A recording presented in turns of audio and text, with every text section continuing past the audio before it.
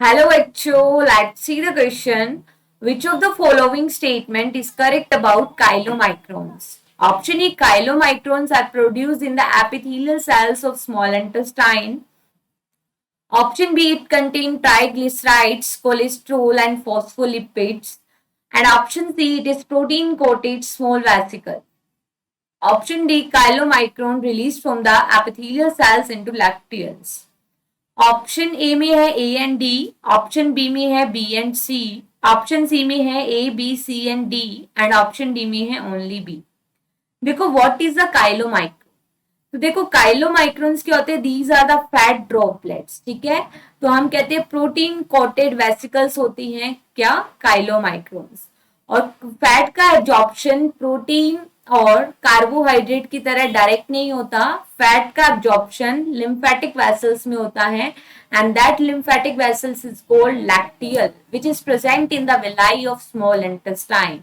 ठीक है, और काइलोमाइक्रोन की फॉर्म में फैट का एब्जॉर्प्शन होता है लैक्टियल्स में।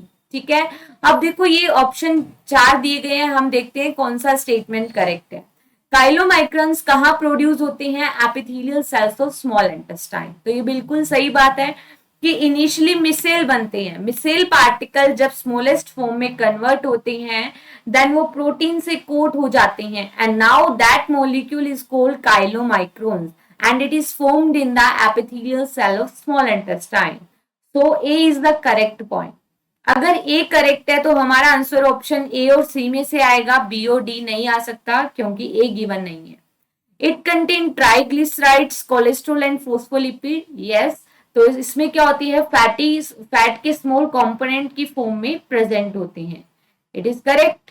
It is protein coated small vesicle. Yes, ठीक है, ये प्रोटीन कोटेड स्मॉल वेसिकल्स होती हैं जिन्हें लाइपोप्रोटीन भी कहते हैं। तो ये भी पॉइंट क्या है, correct.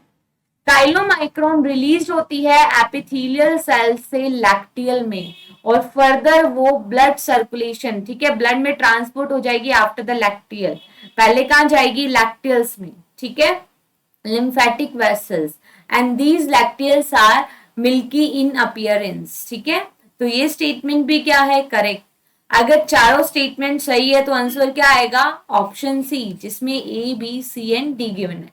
So here our correct answer is option C. Best of luck.